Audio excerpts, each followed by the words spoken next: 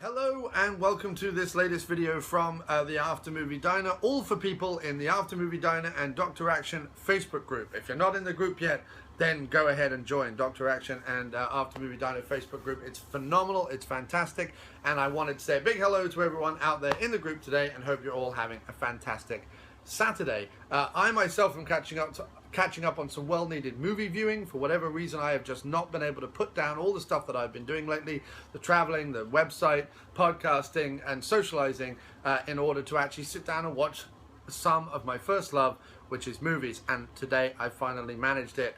3 so far that I want to talk about today. First up, we've got Wyrmwood, which is the latest Ozploitation zombie road movie classic, which I'll be talking about in a bit. I actually prefer the alternative cover you get with this awesome Blu-ray, so we'll be talking about that in a second.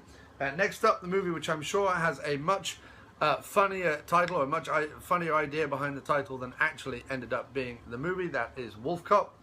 And lastly, an original Ozploitation classic from 1984, which is a sort of Straw Dogs meets Duel in the Outback, with a kind of strong anti-poaching message, as a lot of those Ozploitation movies did back then, sort of a man against nature. It is fair game.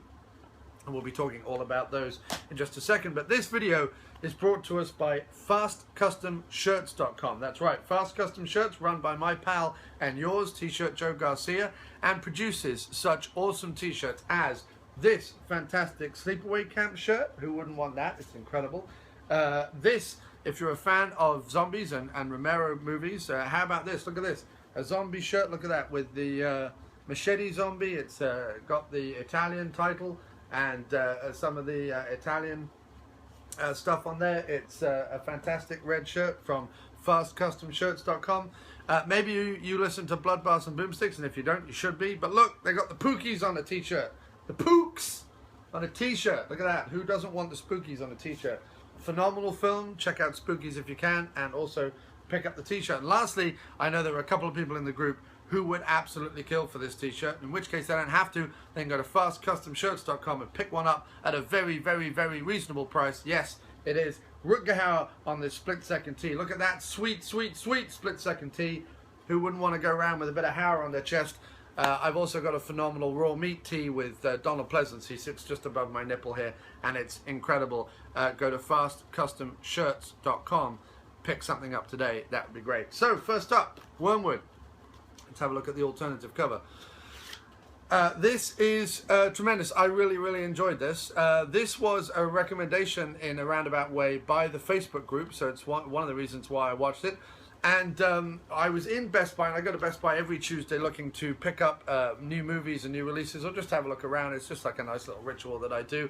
And it's been a while since I really sort of picked up anything of note. And I was really in the mood to just buy something new and watch something new.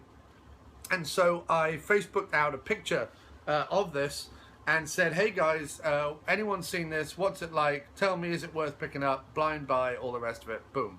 Well, within 5 minutes, you lovelies had come back to me and said, yep, pick it up. It's good fun. You'll enjoy it. All the rest of it. So that's another thing that is awesome about this group. Not all of us have seen every single movie on the planet, but most of us have seen tons and tons and tons of films. So if one of us doesn't know one area of filmmaking, someone else will, and vice versa.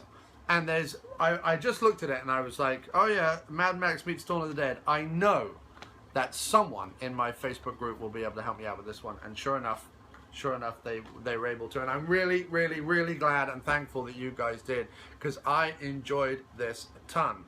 Now, Empire's, you know, kind of lazy and slightly misleading Mad Max meets Dawn of the Dead.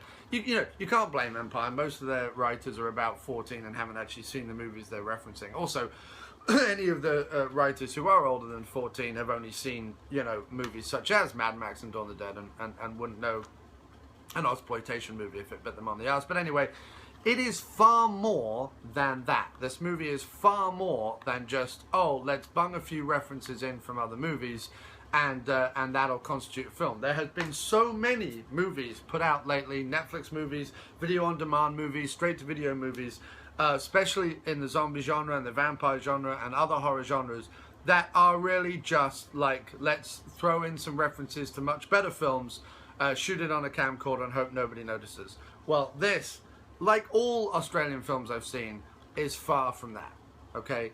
This is a really, really, really well put together film with some fantastic new ideas in it. The Mad Max meets Dawn of the Dead thing is sort of woven together in a particularly original and ingenious way. Obviously, it's the Australian outback, so they're driving around in trucks and vehicles and things like that, but the meteor shower that causes people to turn into zombies, or the dead to rise from the grave and be zombies and all the rest of it, has knocked out all the fuel. So the fuel is no longer flammable. However, the zombie's blood and the zombie's breath is flammable. So they can do a kind of weird, like, strap people up to the back of a car and have it run that way, which is kind of awesome. Also, it means that while the survivors are kind of going across the landscape, they're also like figuring out stuff along the way about exactly what's going on and how it happened and all the rest of it. And basically there's a guy who has to kill his wife and daughter when they become zombies. He's picked up by a bunch of survivors, and they all kind of put their heads together and figure out what they're going to do. And then he has to then go get his sister, who manages to kind of get a call through to him at the last minute before the outbreak fully takes hold. And he has to go get his sister. Little does he know, she's been kidnapped by some military types and is being experimented on by a crazy scientist bloke in a laboratory somewhere. And this adds another element that actually hasn't been in zombie lore for so long. It has been since like White Zombie and those early zombie films, and that is the idea of there being a puppet master that controls the zombies. So the kind of voodoo, Haiti, ritual zombie things where the people are still alive, but they're being controlled by like a puppet master guy, and they're more in a trance state. Well, in this, his sister, who's being experimented on, she is able to control the zombies, or finds out that she's able to control the zombies. So they've thrown that in there. They've thrown the fuel thing in there from Mad Max. The great thing as well is that they've also given some explanation as to why sometimes the zombies can run and why sometimes they mostly walk. Listen up, Zack Snyder, you could have fucking done with this in the Dawn of the Dead remake, which was a piece of shit. I don't care who likes it, it's a piece of shit. And I can tell you it's a piece of shit because 15 years later, or however long ago that piece of shit was made, who's talking about the Dawn of the Dead remake apart from me right now? Nobody is. But who's talking about the original Dawn of the Dead? Everyone still. So it'll be the same with the Evil Dead remake and all these other horror remakes. They will go the way of the dodo. However, the originals will live on. This movie, however, they have come up with a great idea, tying it in with the whole fuel thing and needing to travel around and all the rest of it, and the zombies breathing the fuel and bleeding the fuel. The zombies at night, when they're not using the fuel like they are during... the zombies at night, when they're not breathing out or bleeding out the fuel during the day, they use it at night, and therefore they're much faster at night, which is a great way to do it, because the big problem that modern Hollywood seem to have with zombies is that they're slow, and they think that slow means boring. They're obviously unimaginative idiots, but however, that's what modern Hollywood thinks. So therefore, every single zombie movie since 28 Days Later, which wasn't a zombie movie, it was an infection movie. They were rabid, they had the rage virus, that's why. Anyway, Hollywood doesn't pay attention to little details like that. Ever since that, all zombies have to run, which is extraordinarily tedious and boring and awful. And if you want to do uber powerful, fast, killing living dead things, do a vampire movie, because that's what they are. However, this is a great way to get around it, because they actually explain it. They actually come up with a reason. During the day, they're slow, and during the night, it means you can't travel. So it means it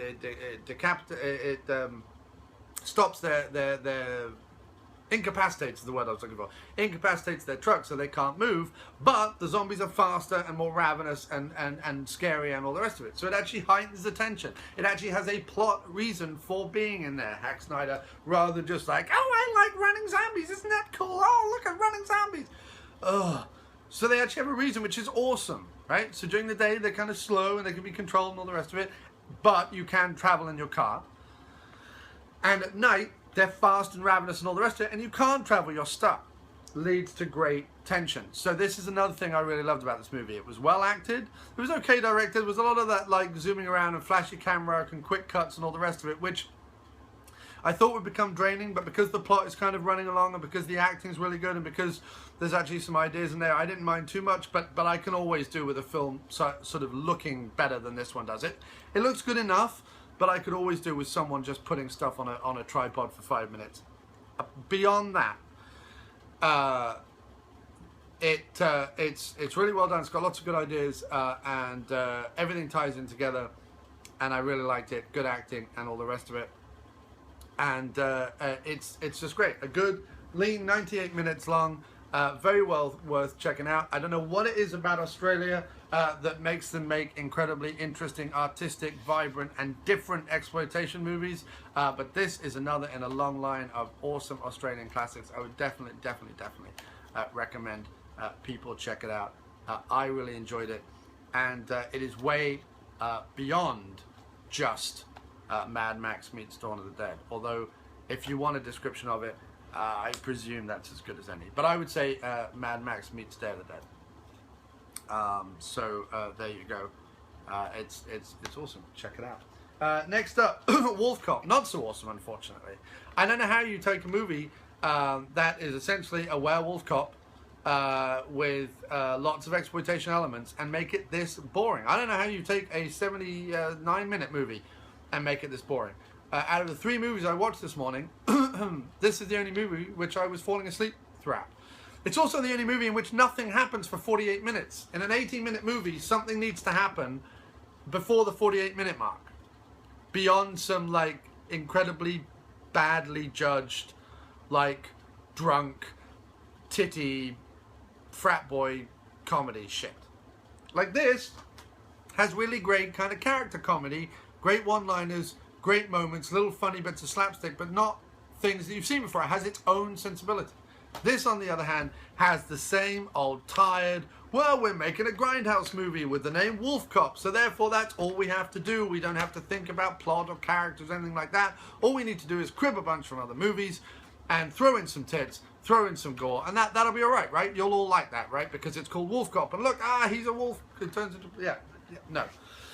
The problem with this, and I can't quite put my finger on what it is, because it's acted fine, and actually it's shot fine. In fact, in a weird way, this is kind of shot slightly better than this, although this has appears to have slightly less of a budget in the fact that a lot of the fight sequences are not edited as well and not shot as well, but then they do also blow up a barn. So I don't know which one had the higher budget, because there seems to be some production value in this, but it's edited in such a way that they couldn't afford stunt players, fighters, you know, retractable weapons, anything like that, or a lot of fake blood, yet they do manage to blow up a barn. So I don't really know what's going on there. There's some neat little touches, I guess. There's some a gang running around that goes by the name of the Piggies, and he's a wolf, even though police are normally referred to as pigs, and so anyway, it doesn't matter. It just ties in with the whole WolfCop thing. And there's a couple of other things. There's also like a weird kind of hot fuzzy and ending tied on that doesn't really help or add anything to the movie.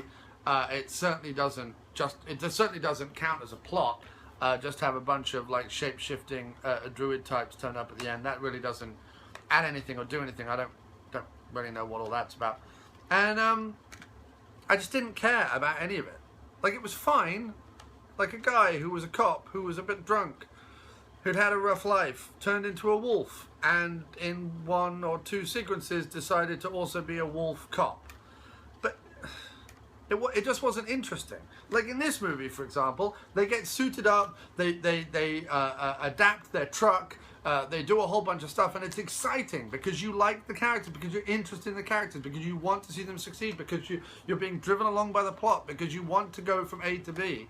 And so therefore, when they soup themselves up and get ready to kick some zombie butt, you're interested. When this guy supposedly soups up his car and wants to go out and kick some piggy butt, some gang butt, whatever you want to call it, it's not interesting. I'm not interested. I don't care. I'm done talking about this film. It was fine. If you want to watch something for 79 minutes while you're all a bit drunk with some guy buddies, it'll do.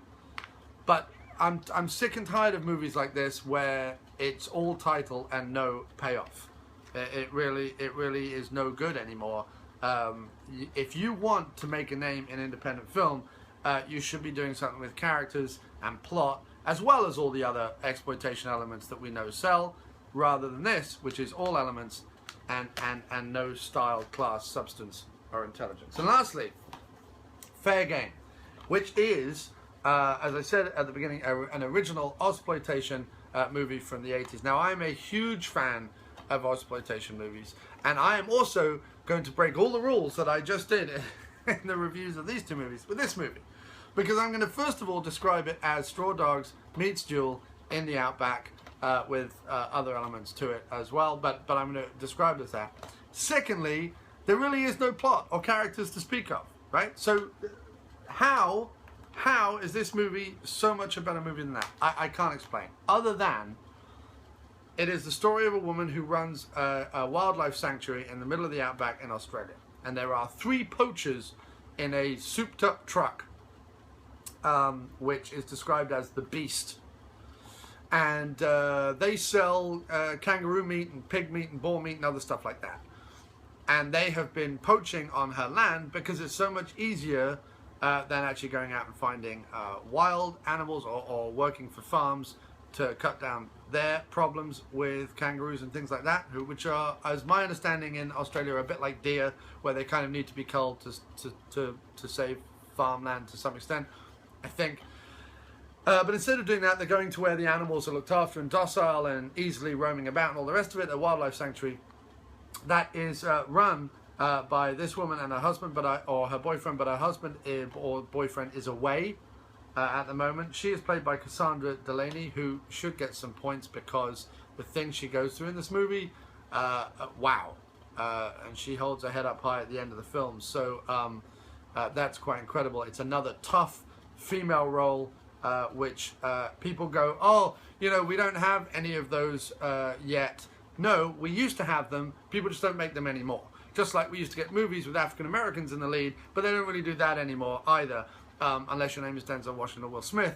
You know, we used to get, if you go back to the exploitation era of the 70s and 80s, we used to get movies with strong female leads, we used to get African American leads, we used to get all sorts of cool shit that we just don't get anymore in Hollywood, because Hollywood is still living in some sort of backdated 50s. Anyway, back to this movie. This movie was awesome, a lot of fun. Basically, they terrorize her. She keeps having like little victories against them, but then they come back and attack her harder and harder and harder, and it gets kind of distressing. It never gets to what I thought it would get to. Like I thought it was going to be sort of very exploitative, and there'd be sort of rapes and beatings and things like that. There isn't. There is the famous sequence, however, where she has her clothes cut open and she is strapped to the front of the Beast like a hood ornament, and driven round and round and round until she passes out, which is obviously really distressing and horrible. But it's not like Straw Dogs or like a protracted rape scene or anything like that.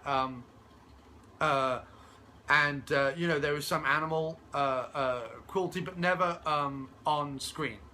There are some Oz movies that do have animal cruelty on screen. This, not so much. So it was actually a lot milder than I was expecting. It's still distressing, it's still affecting, it still has a lot of things in it that obviously are not very nice, but it's certainly not like extreme cinema or anything. It's certainly, you know, the hood ornament scene is really the worst scene in it, and that sequence is included in Not Quite Hollywood, the documentary about Ozploitation films. So it's not, it's, you know, it's harrowing, but it's not as bad as it could be. I mean, there's a lot more worse extreme cinema out there than this.